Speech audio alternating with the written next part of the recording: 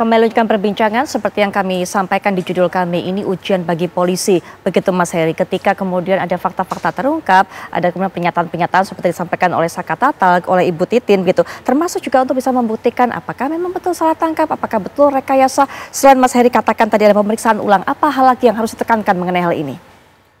Iya, tidak lain tidak bukan adalah menemukan motifnya juga ya. Pembunuhan ini apa, kemudian sebelumnya motif itu pasti apakah ini peristiwa kejadian yang mengakibatkan meninggal karena kecelakaan atau perbuatan pidana, itu harus dipastikan terlebih dahulu, Mbak. Bahkan mungkin ada 3 isu hukum di sini. Satu, apakah penyidikannya tidak tuntas, mengakibatkan dalam sistem peradilan pidana ujungnya putusan ini nanti akan dipertanyakan bermasalah, walaupun tadi 3 kesepakatan dari masing-masing tingkatan itu sudah menyatakan bersalah begitu ya.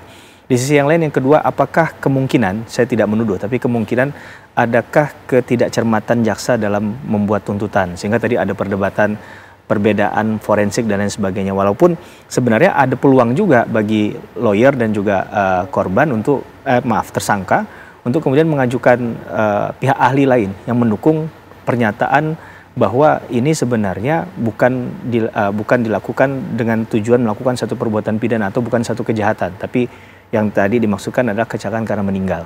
Ini kan bisa 2 ya. Kemudian yang ketiga, ini juga asumsinya bisa saja kemungkinan keterangan atau jawaban dari tersangka ini dari awal berubah-ubah atau tidak benar. Atau bahkan sampai saat ini muncul pengakuan-pengakuan itu pun belum tentu bisa didasarkan pada kebenaran material. Jadi kalau kita mau jujur dan berusaha untuk tidak berpihak, maka 3 hal ini ada isu hukum yang kemungkinan akan terjadi. Nah, tinggal tadi kita melihat apakah dalam fakta-faktanya itu sudah termuat semua atau tidak. Sedangkan perkara ini kan sudah 8 tahun yang lalu. Mbak Putri, kita terpaksa harus menilainya dari sesuatu yang kemungkinan dugaan-dugaan juga. Karena saya nggak tahu apakah ini persidangan terekod dengan baik atau tidak. Adakah catatan-catatan di persidangan itu yang bisa dimunculkan, maka kita akan harus menilai kembali nih dari tingkat PN-nya tadi untuk menggali fakta tadi yang mendekati kebenaran yang mana. Karena kalau bicara tentang presumption, asumsinya pasti yang satu menyatakan bersalah, satunya tidak bersalah. Maka kalau kita mau adil, letaknya di tengah, kita kembali ke titik nol tadi. Sepakati dulu bahwa ini adalah tindak pidana atau bukan. Kan di situ, sehingga korban tadi mendapatkan keadilan juga, walaupun mereka sudah meninggal ya begitu ya, tapi mereka juga mendapatkan kepastian hukum nih dalam konteks ini. Tentunya sekarang merasakan adalah pihak keluarga yang ditinggalkan dan juga netizen yang tercinta, yang budiman, yang mengikuti kasus ini. Karena disajikan dengan berbagai macam versi ya, versi yang mungkin kalau dilogikakan semua benar.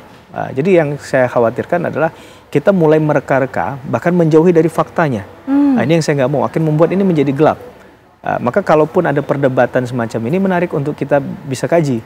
Seperti tadi, apakah dihadirkan ahli juga, apakah ditanyakan hal yang sama juga, apakah kalau memang ini ada ahli forensik yang memberikan keterangan yang berbeda, misalkan, dua-duanya apakah dihadirkan di pengadilan? Apakah ditanyakan kok untuk analisa terhadap kasus yang sama, subjek yang sama, kok bisa berbeda? Nah, itu kan perlu digali. Apakah sejauh itu dilakukan? Jadi kita tidak, saya mendukung apa yang dilakukan oleh pihak kuasa hukum sebelumnya, sudah bersurat dan lain sebagainya. Tapi sebelum bersurat dipastikan dulu kebenaran material dalam perkara ini, apakah itu yang dibunyikan. Nah, itu yang saya minim pengetahuan terkait dengan fakta-fakta persidangannya. Karena kalau yang kita nilai ini kan adalah hasil dari membaca di media online, kemudian dari berita-berita yang berseliweran yang mungkin kita dapat dari sumber A, sumber B, yang kita nggak tahu juga motivasinya menyampaikan apa begitu kan. Maka untuk menjaga bahwa ini adalah nilai keadilan bagi semua, justice for all, bukan hanya bagi institusi Polri ataupun kejaksaan yang misalnya nanti dipertanyakan kembali terkait dengan persoalan hukum ini, atau juga dari pihak keluarga atau pihak tersangka, maka ini harus dipastikan betul. Agar jangan sampai ini jadi blunder nih kalau dibiarkan. Mungkin juga ini jadi semangat baru bagi penegakan hukum kita ya, bahwa bukan berarti asas peradilan cepat, sederhana, biaya ringan itu secepat-cepatnya tanpa memperhatikan due process of law misalnya, atau sistem arah kita yang harusnya bersifat akusitoir yang tidak lagi inkusitoir begitu ya, menganggap bahwa tersangka atau terdakwa itu adalah subjek dari hukum.